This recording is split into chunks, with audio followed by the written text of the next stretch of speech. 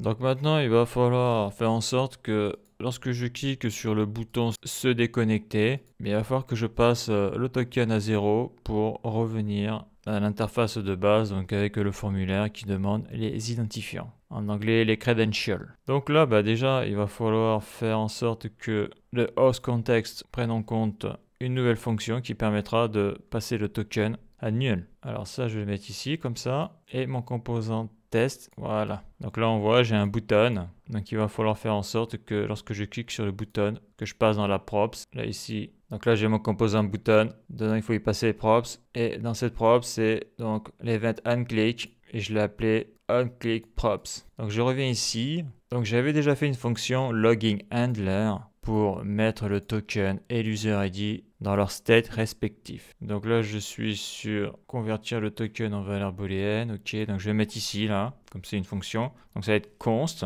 et je vais l'appeler log out handler. Donc le gestionnaire pour se déconnecter. Donc il n'y aura pas de props dedans. Logout handler. Gestionnaire de déconnexion. Donc je vais y mettre un petit commentaire, ça pourra servir pour plus tard, pour se déconnecter, faire passer le token à nul. Car lorsqu'on fait passer le token à nul, ici user is login, on aura false. Bon, ça on l'a vu dans les vidéos précédentes. Donc voilà, c'est hyper facile.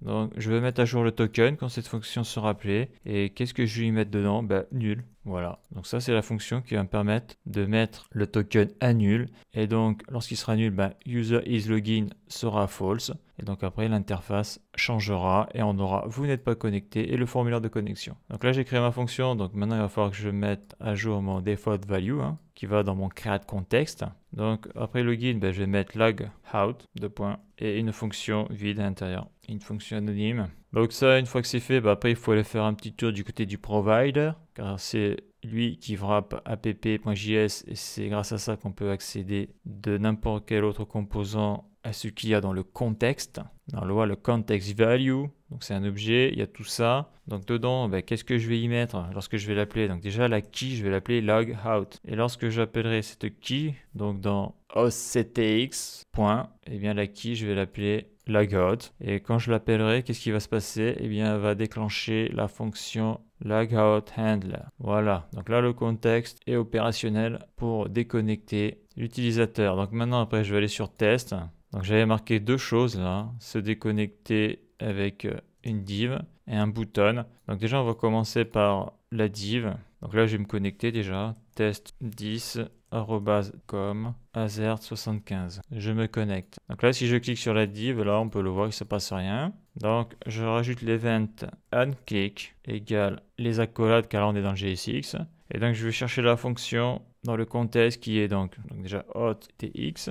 Donc là je rentre dans le contexte. Et après il me faut la key log out. Et lorsque j'appuierai sur le bouton, ça déclenchera la fonction que je viens juste de faire. Donc si je clique, là je suis devant se déconnecter. Si je clique, voilà, je me suis déconnecté. D'ailleurs j'aurais pu rajouter la console, F12, élément console. Voilà, donc ça c'est sûrement quand j'ai tapé le code, les erreurs. Donc qu'est-ce que l'on voit là? Eh bien on voit que dans le contexte, on a le token qui annule, l'user ID qui annule, his login est à false. Donc après on voit que dans les key login il y a une fonction et dans la key logout il y a une autre fonction. Donc maintenant je vais faire la même chose mais avec mon button. Donc le button c'est un petit peu plus compliqué dans le sens où j'ai trafiqué la prop, son nom, elle a un nom bizarre, mais ça c'était pour faire un test. Donc là je me mets sur mon button. Donc on voit clairement que le bouton c'est un composant, donc il y a un bouton, on peut y mettre plusieurs props.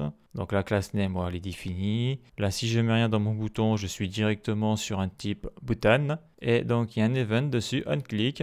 Il faut lui faire passer en props le onClick props. Donc je vais écrire onClick props. Ça c'est le nom de la props.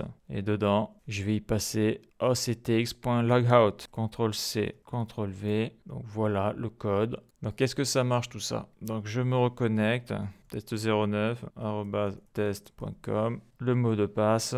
Donc là si je clique sur se connecter, je suis connecté. Donc qu'est-ce que l'on voit là? User is login, je suis à true, ouais, je suis connecté, c'est ça. On voit que sur le OCTX, là, bon, là c'était au début. Là, où sont mes fonctions là? Ouais, là je le raffiche pas, là. Je vais y mettre un console log là pour voir un petit peu. Je vais le mettre ici là. console log de OCTX. Donc ça, c'est tout ce qu'il y a dans le contexte de l'application. Donc là, on le voit là. Donc j'ai bien le token, j'ai bien l'user ID qui est 47, j'ai HazelKey est à true, et je vois donc la key login et la key logout. Dedans, il y a des fonctions. Bon, ça, je vais l'enlever parce que ça me sert à rien. Et donc, si je clique sur le bouton se déconnecter, est-ce que ça fonctionne? Et ouais, ça fonctionne. Super. Vous n'êtes pas connecté. D'ailleurs, je vais dézoomer ça pour avoir plus d'informations dans la console. Donc là, ce que je disais, oui, c'est que le nom de ma prop, souvent, lorsque l'on crée un bouton, on va avoir onClick. Donc là, il ne faut pas confondre le nom de la props onClick et le nom de l'event onClick. Donc moi, au début, j'avais mis ça là, parce que quand tu débutes en React, tu te fais un nœud au cerveau entre le nom des props et le nom des events. Parce que ça, c'est un event,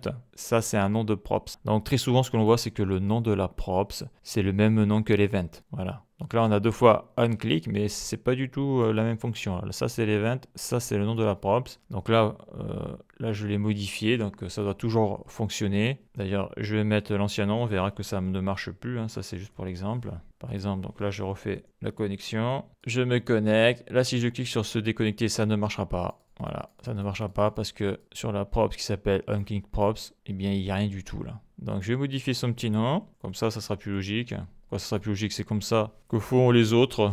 Ceux qui programment sur React utilisent en nom de props le même nom que l'event qu'il y a ici. Donc là, se déconnecter, super, ça marche, il y a tout qui marche. Et donc, la suite dans le prochain épisode.